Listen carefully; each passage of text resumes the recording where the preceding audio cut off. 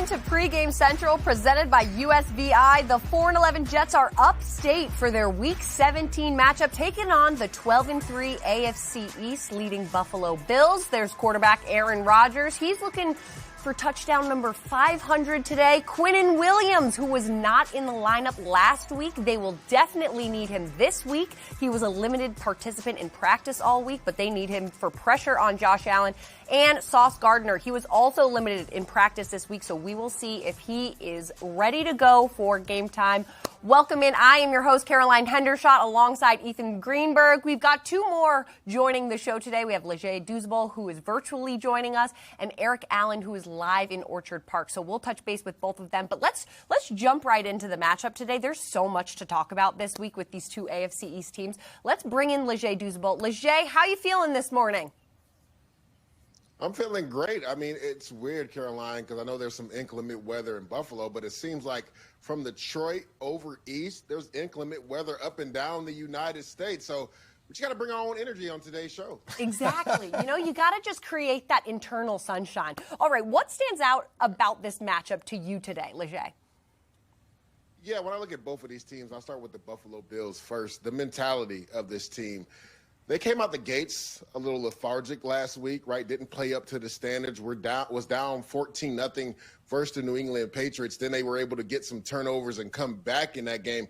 I wonder where their mentality is, because they're almost solidified in the number 2 seed. Now, if they were to lose out and Baltimore wins out, Baltimore could then jump them, right? But they're kind of locked into that number 2 seed. So their head coach, Sean McDermott, has been talking all week long about how they did not start fast last week. They had a letdown in that game. They want to get things right, because you always want to be playing your best football in late December and January as you head to the playoffs. And for the Jets, right, you're out of playoff contention, right? What's the mentality of these players? Like, what is keeping them on the field and laying it on the line? We always hear guys talk about, what is your why? And when you're out of playoff contention, that's what you have to lean on when you're playing in a game like this in late December. Want to see the energy that the Jets come out and bring this week now that they're not in playoff contention. Yeah, it's a weird spot for the Buffalo Bills, I'm sure, because it's not like they could win out the rest of these 2 weeks and secure the number 1 seed. So being in that number 2 seed area is almost a weird kind of no man's land. What do you think, Ethan? Well, with a win today, they would secure the number 2 seed. And to Leger's point, I think that if the Bills won last week, maybe you'd see a little bit of a different mentality. But usually when teams struggle, especially very good teams like the Bills, who have been the cream of the crop in the AFC East over the last handful of years, I think you expect their better shot the next week, and that so happens to be this week against the Jets. But the Jets historically against the Bills have played a very prolific offense led by Josh Allen, who's in the MVP running. They've held them to their own, really. Like we've seen that, especially in Week 6. It was 23-20. The finals game-winning field goal was decided within the final 4 minutes. Josh Allen has struggled against this defense throughout his career, especially the last 2 or 3 years. So I'm excited, to Leger's point, to see how the Jets come out. I do think that the rain in Orchard Park might help the Jets, because like 2 weeks ago or last week, Aaron Rodgers was asked, well, when it's cold out, do you not throw the ball? He's like, no, look, if it's snowing, if it's inclement weather, that's a little bit different. But just because it's cold, no. Now there's a wet surface involved. I think that might change the game plan a little bit here or there. Yeah, you might see a different offensive attack from both teams, honestly. All right, let's go to Orchard Park, where we're going to touch base with Eric Allen as he's going to kind of discuss the weather and the injuries and how those are going to factor into today's matchup. Good morning, gang. As someone who grew up about a mile away from here, this is not a bad forecast. No lake effect snow, but precipitation throughout the game is expected. It is going to be a wet one and an unseasonably warm one. Highs expected in the mid-50s. The Jets dealing with a number of injuries. 9 players is listed as questionable on Friday, including star cornerback Sauce Gardner. He's dealing with a hamstring. He hopes to go. Quinnen Williams was not in action last week against the Rams. He hopes to go as well. If he can't, that means you're going to be seeing more of Solomon Thomas and rookie Leonard Taylor. If Gardner can't go on the outside, expect Brandon Echols to get the start. On the offensive side of the ball, of course, Olu Fashanu went down with the foot injury last week. He's on injury reserve, so that means either Max Mitchell or Carter Warren is going to start at left tackle. Davante Adams, he's dealing with a hip ailment, but he was encouraged about a competitive period he was able to participate in during Friday's practice, so expect him to be in the lineup. In terms of Adams, he can get to 1,000 yards on the year with 72 today here against the Bills. Garrett Wilson, 13 yards shy of 1,000 yards. That means he will be the 5th player in NFL history to start his career with 3 consecutive years of 80 catches and 1,000 yards. And again, Aaron Rodgers, 1 touchdown is needed for 500 career scoring passes in the regular season. Yeah, thanks, EA. A lot of factors on the injury front for the Jets today. But make sure, everybody, you're voting for longtime Jets fan Joe Abramsky, a retired FDNY 9/11 responder, to be crowned the 2024 NFL Fan of the Year, presented by Captain Morgan, at Super Bowl 59 in New Orleans. Scan the QR code to learn more about Joe and cast your vote. All right, gentlemen, let's dive into the Bills' dominant offense, led by quarterback Josh Allen. Now, Leger, I know last week they were in that tight game against the New England Patriots. It was Allen's first game since Week 10 without multiple offensive touchdowns. What do you expect to see out of him specifically today? Yeah, first and foremost, I think they're going to try to get this run game going with James Cook. Now, when you look at the history in James Cook versus defense, he's actually struggled versus Jets defense, hasn't really had a lot of success. But we talked about the inclement weather earlier, right? They're going to try to establish that run game. Their best offensive weapon, to me, is their offensive line, right? And it's the gelling of that offensive line. Those guys have been together the entire year. So when you talk about having 2 really good offensive tackles in Deion Dawkins and Spencer Brown, they're going to lean on them. I think Josh Allen, they're going to try to get him in rhythm early. Joe Brady, the offensive coordinator, he's done a really good job on early downs, quick 3-step, getting the ball out of his hands, right? Not having Josh hold the football. That's what I think they're going to try to establish. They're going to want to matriculate the ball down the field, stay ahead of the chains. And then last week, right, you talked about their offense really struggling versus the Patriots defense.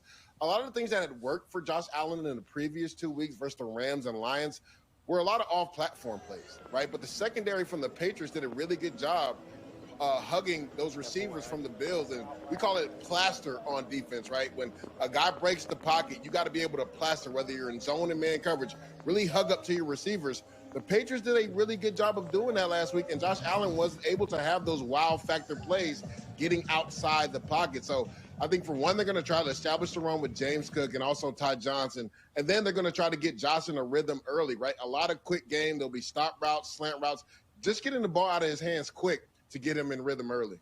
Get him in rhythm, probably add that confidence to him. Now, like Leger was just saying, Josh Allen is a threat outside of the pocket, but he's also a threat inside the pocket, obviously. He only needs 2 touchdowns today to join Aaron Rodgers as the only players with 5 or more career seasons with 40 or more offensive touchdowns. So, Ethan, do you think today Josh Allen will be playing to make his case for MVP? Well, I don't know if that's like his intent. I think his intent is to go out there and try to win the game to lock up the number 2 seed, as we're taking a look at Josh Allen right now. But, there definitely is a factor that if Josh Allen performs at a level in which we saw the Baltimore Ravens and Lamar Jackson, who's also one of the MVP candidates, go out there the other day and take down the Houston Texans 31-2. And I'm not saying, look, Lamar Jackson had 3 total touchdowns. The passing numbers weren't crazy in that game. Obviously, that was more of a run-heavy game from Derrick Henry. But if you're a Bills fan or if you're Josh Allen, maybe that's kind of in the back of your mind. But I don't think that'll impact his play to where he's going to try to become Superman. Right. Because I feel like, the maturation of Josh Allen has been becoming less of the Superman hero ball, where maybe earlier in his career we tried to see him do things that he tried to put the team on his back so much that it was almost a detriment to the result of the game. And I think that's really why now, after he was drafted in 2018, we're talking about an MVP candidate in 2024, because he's able to mature and able to not play that type of Superman ball. So I don't think it's on the front of his mind. But I do think that maybe, if he was, all right, well, should I, run this to James Cook? Should I hand it off? Or maybe it's a little keeper on an RPO if he punches it in himself, just pad the stats. But might be a thought in the back of his brain somewhere. I do think that it's really not a talking point for Josh Allen. I'll just say this quickly before I ask Leger another question. I know it's early before the game. Bills Mafia obviously adds to that home crowd advantage because they are so loud and just very noisy. I don't know. I know that they endure a lot of crazy weather, so I wouldn't expect this to deter anyone from going to the game, but I will say, those stands are looking a little quiet, a little empty. Oh, my God. But I know it's early. It's like 10 minutes. It's early. I know. So we got time for those to fill up. But Bills Mafia is a big tailgate. Yeah, you're right. They're still in the parking lot at this time. All right, Leger, Allen's 14 passing touchdowns against the Jets are the fewest in his career versus a divisional opponent. So how does the Jets defense limit him today? Yeah, and to double down on that, Caroline, I believe his 11 interceptions are most versus any team in the NFL. And when you look at it, it's kind of what I talked about earlier. When you look at Josh Allen going on that historic run like for 2 or 3 weeks ago when it started with the Chiefs and went to the Rams and the Lions, it was because a lot of the stuff he was doing was outside of the pocket, right? The off-platform throws. And if you're this Jets defensive line, more specifically, pass rush lane discipline is going to be key. And when I say that, right, rushing as one unit, you can't have 3 guys to one side and 1 guy on the other side, and you have a canvas where Josh Allen can step up in the pocket and run. The 2 things you cannot allow, Caroline and Ethan, is for Josh Allen to roll to his right because he's dominant right-handed. We saw him hurt the Jets in Week 6 on that pass to Ryan Davis, and then also to Curtis Samuel as well, rolling to his right. And you can't allow him to step up into the pocket and run. If you do that, you have no chance of defending Josh Allen because he is too talented. You can't allow him to be comfortable rolling to his right or step up in the pocket and take off because we saw that versus the Chiefs. We saw that versus the Rams. We saw that versus the Lions. If you do that, it will be a long day for your defense. So pass rush lane responsibility. And then what I talked about earlier, right, the plaster concept. Because Josh Allen is so talented, he can buy time in the pocket, and then that's put stress on your secondary in regards to them having to cover somebody for 4, 5, 6 seconds, but you got to hug the guy next to you. You can't let a guy separate last second because there's not a throw that Josh Allen doesn't like. Literally, there's not a throw on the field that he does not like, and he will try any throw possible because he has the arm talent. So the D-line has to be able to hunt as one unit, got to have pass rush lane discipline, and then the secondary, right, plastering, which will be key. When Josh Allen breaks contain and gets outside the pocket, you got to hug the nearest receiver. Yeah, Leger, now you mentioned it, 11 interceptions. Now, that's the most against a divisional opponent. But, Ethan, we saw the Jets kind of get some interceptions as of late. They had one against the Jaguars. They had one against the Rams. Will there be another one today, or is that run game going to kind of take over for the Bills? I do expect the Bills to try to run the football. I mean, you take a look at what James Cook has done over the past 2 weeks. Over 100 yards on the ground in back-to-back weeks. He's the first Bills running back since Shady McCoy in 2016 to do that. So the Bills historically, even with Josh Allen has been the guy that's been very good at running the football for them. And, to Leger's point, like Ray Davis had that big catch in Week 6, but Ray Davis was the guy that ran over the Jets in Week 6. He had 97 yards, 4.9 yards per carry. The Bills as a team got 149 rushing yards in Week 6. And if you're the Jets, you mentioned Quinnen Williams at the top of the show. And Quinnen Williams is one of those guys that you need him to be active to really try to be a force in the run game. And I think that whether it's Josh Allen, James Cook, Ty Johnson, who used to be a Jet, that's where this game is going to go for me because of A, the weather, and B, that was the recipe that Buffalo succeeded on in Week 6. Even though, with all that being said, it was a very close game. You know who the leading receiver was in Week 6 for the Bills against the Jets? It was Ray Davis. He had 55 yards, 42 of which came on 1 reception. So the Jets, like you've detailed, have done a great job against Josh Allen in recent games. And it seems like you have the number of the Bills, at least to slow them down a little bit. And to me, that's why the trenches are even more important in this game. So I don't know if an interception is in the cards today because Josh Allen's done a much better job of not turning the football over. But I do think that the emphasis will be in stopping the run and for the Jets offense to run the football. Right. I know that in Week 6, the Jets definitely their run defense looked a little bit different. They were still kind of figuring out their mentality, and Jamien Sherwood was a little bit more new to that Mike linebacker position, but he's been there now for at least the last 10 games or so. So he's well established at that Mike linebacker position. So now we're just going to have to see how they stop James Cook. Now we're going to go back to Orchard Park where Eric Allen caught up with the Bills' Chris Brown about today's matchup. Thanks. Here with Bills insider Chris Brown, who also handles the play-by-play call for the Buffalo Bills.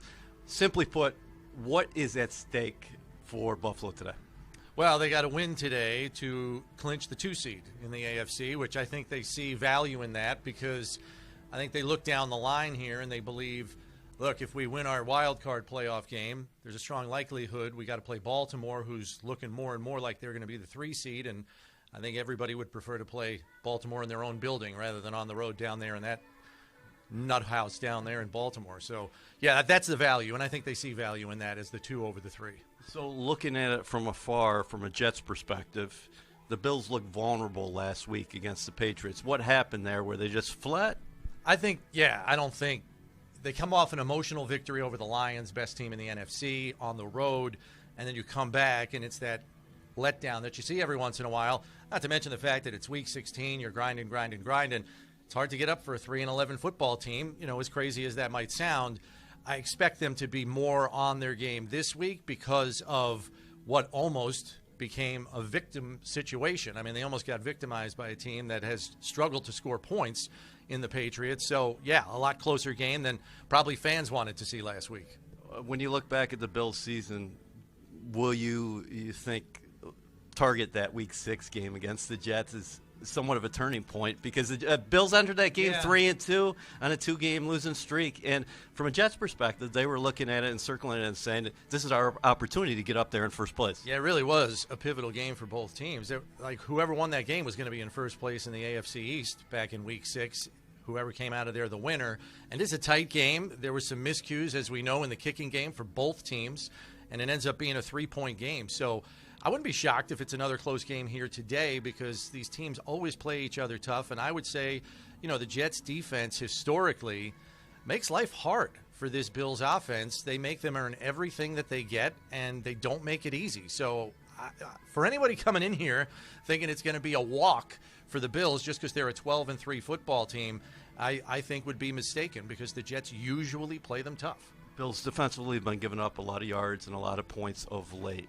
When you look at this matchup with Aaron Rodgers on the other side and what the Jets have in terms of playmakers on the outside, and Devontae Adams and Garrett Wilson out of the backfield like Breece Hall, what do you think about that matchup? Yeah, I think the good news is the Bills are getting healthier on defense. Last week they play without 4 of their starting back 7. They get Milano and Rasul Douglas back in the lineup this week. So that's a starting corner, your best linebacker. So adding those 2 guys back into the fray, I think, makes them a more sound defense communication-wise. Their defense coordinator last week, Bobby Babbage, had to switch from zone defense, which they like to play a lot, 75% of the time. They had to switch to man calls because the communication was disjointed back there because you had guys not used to playing with each other. So I think adding those 2 guys back into the mix makes it a little bit of a fairer fight. Thanks, Brownie. Have a great call today. Yeah, thanks. Appreciate it. The New York Jets and Duncan are back with another holiday sweepstakes. Text SIPS to 26154 for your chance to win 2 2025 Jets season tickets and a free year of Dunkin' coffee. Terms and conditions may apply. Now, that was great to hear from Eric Allen and Chris Brown. An interesting note that he said they were used to playing zone. They had to switch to man last week because of just some miscommunication. So maybe we should be on the lookout for that again. Now, I want to talk about the Jets offense now and taking on the Bills defense. The Bills defense, particularly their passing defense, hasn't been as strong as of late.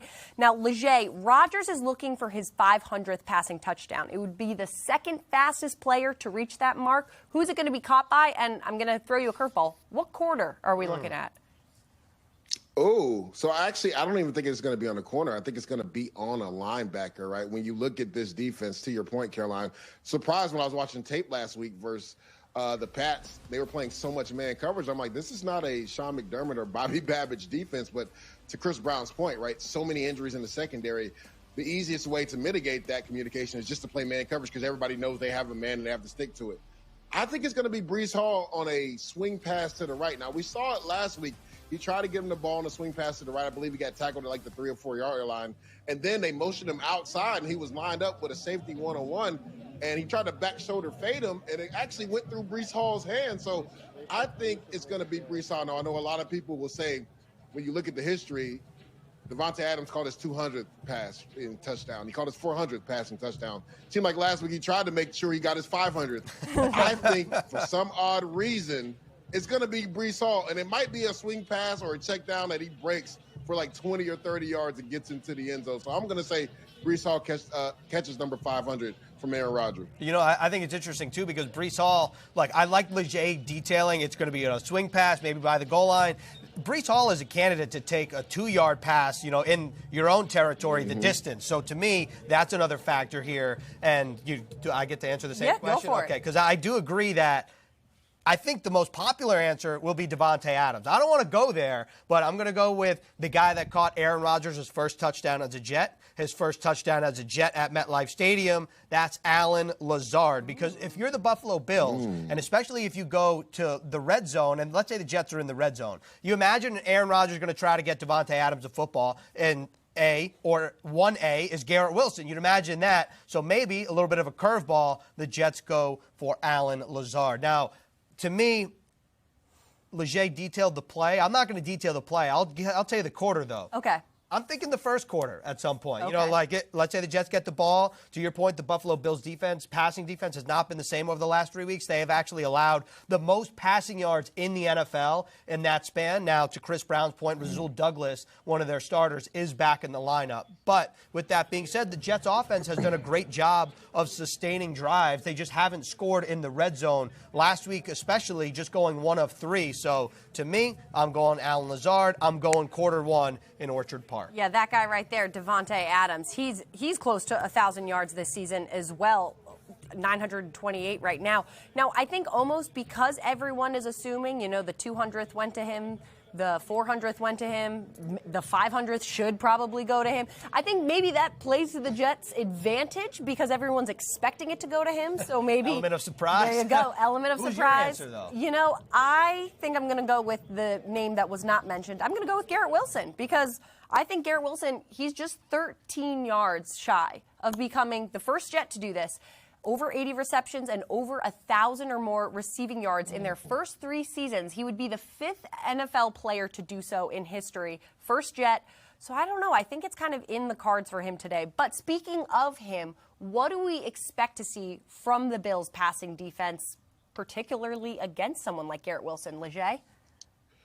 Yeah, it'll be interesting, right? Because to Ethan's point, you have a 1A, 1B type scenario when you talk about Davante Adams and Garrett Wilson. A lot of times teams schematically will scheme to make sure that one guy gets more attention than the other, but it's hard to do that when you have a Garrett Wilson and Davante Adams. But if you look at it over the last 2 weeks, I think they're going to probably roll more coverages to Davante Adams' side. When you look at the target share between him and Garrett Wilson over the last 2 weeks, right? 2 weeks ago, I believe 13 and 7 was the target share. Davante Adams had 13 targets. Garrett Wilson had 7. And then last week, I think Davante had 12 targets and Garrett Wilson only had 6. So Aaron Rodgers has found a rhythm with Davante Adams over these last few games, but they got to get Garrett Wilson involved. He's the ultimate separator when you talk about a guy trying to cover him in man coverage. He just knows how to get open.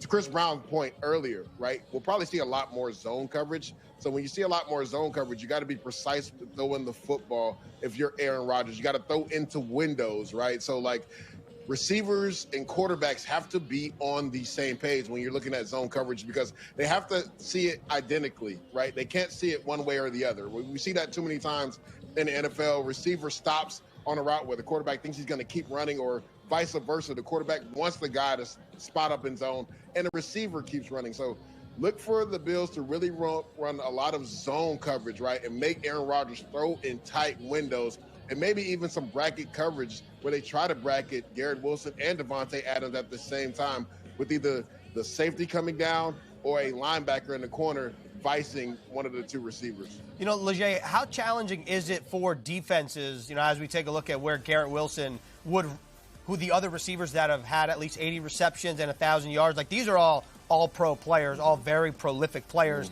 It's an impressive list to be a part of. And Leger, you were talking about rolling coverages more towards Davante Adams. Like, how challenging is it for defenses and defensive coordinators where, you know, let's say a couple weeks ago, you're like, all right, you know, we're going to do more to cover Garrett Wilson because his numbers are more prolific. Then all of a sudden, Davante Adams his numbers start to spike a little bit. Then you roll it back to Davante, but then you have less attention to Garrett. Like, how much of a headache is that for defensive coordinators?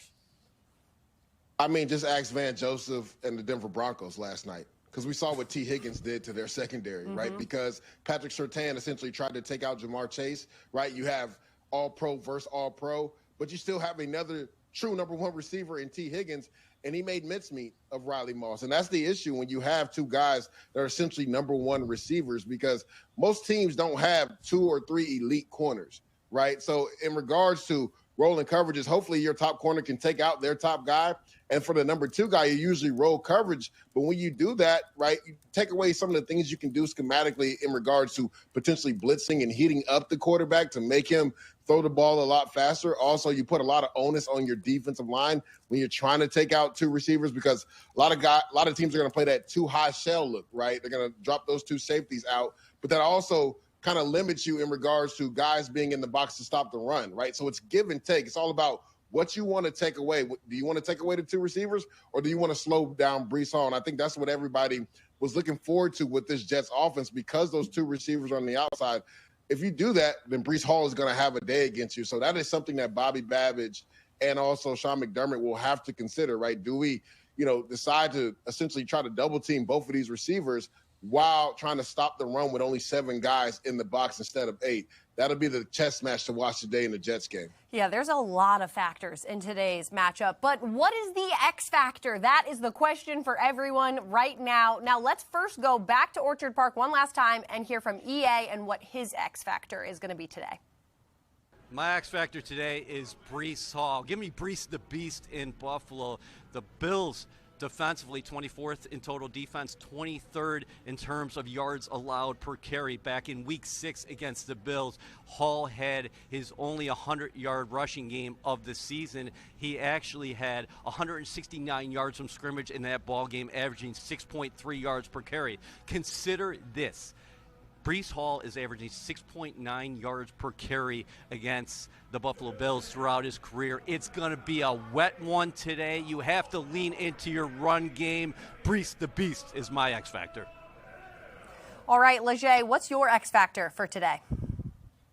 Yeah, Caroline, I like that one from EA, but I'm going to go on the defensive side. I'm going to go Will McDonald. And not just Will McDonald, I'm going with the whole defensive line. Will McDonald leads this team in sacks with 10, and he's going to be a big proponent on slowing down Josh Allen, more specifically on third down. I like how they use him on third down. Sometimes they kind of line him up over the center, and he kind of takes advantage of the center in one-on-one situations. They'll have 5 defensive linemen out to force the issue in regards to protection, to make the offensive line block 5 guys one-on-one. He uses his athletic ability, and they'll use him to try to chase down Josh Allen when he does try to break contain. So when McDonald had a sack in week 6 versus the Buffalo Bills, he is my X factor, but also the entire defensive line. You got to keep Josh Allen in the pocket. Pass rush lane discipline will be key in this game. If you allow Josh Allen out of the pocket, it's going to be a long day for your defense. Will McDonald has to have a day up front for the Jets. Well, that kind of leads into my X factor, and we're looking at Javon Kinlaw. I'm going with the Bills' offense and specifically their rushing attack, and Javon Kinlaw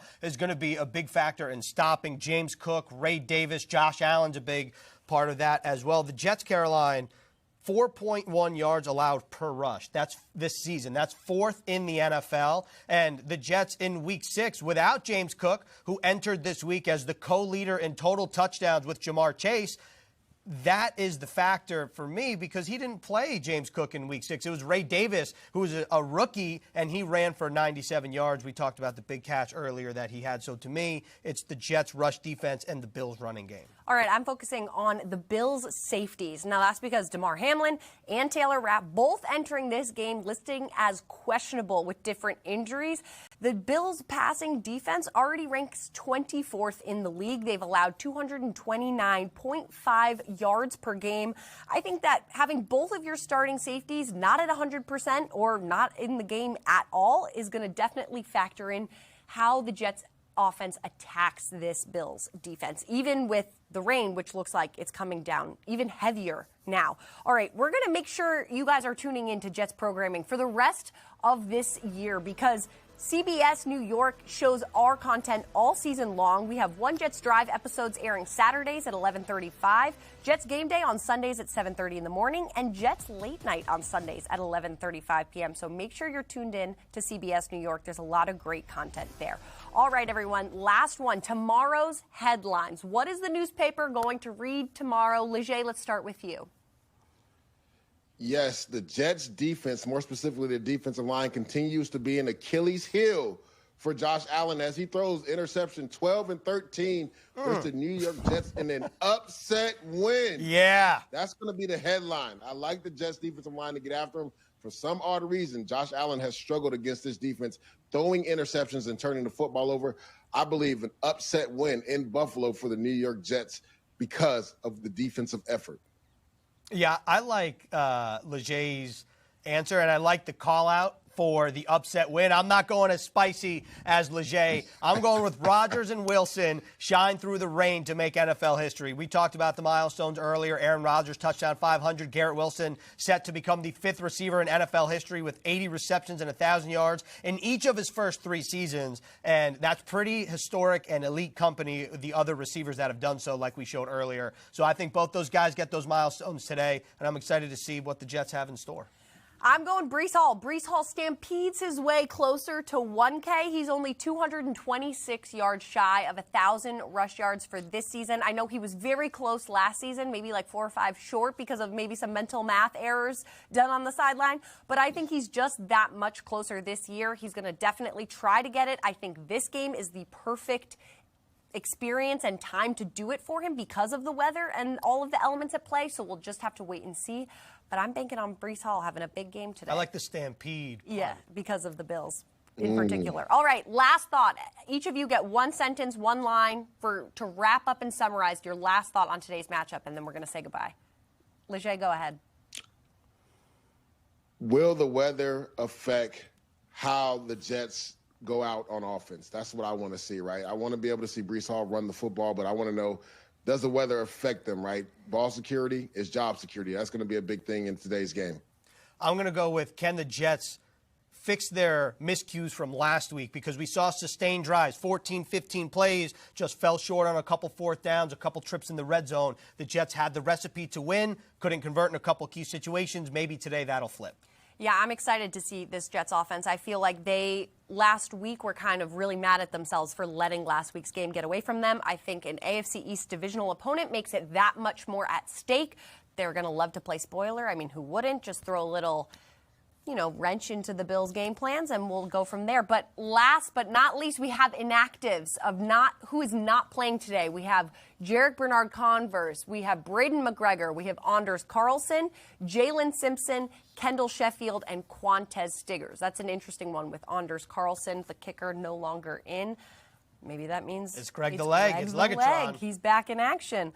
All right, that's all from us here at One Jets Drive. We will be back for Jets Overtime after the game, so make sure you hop on back and stay with us.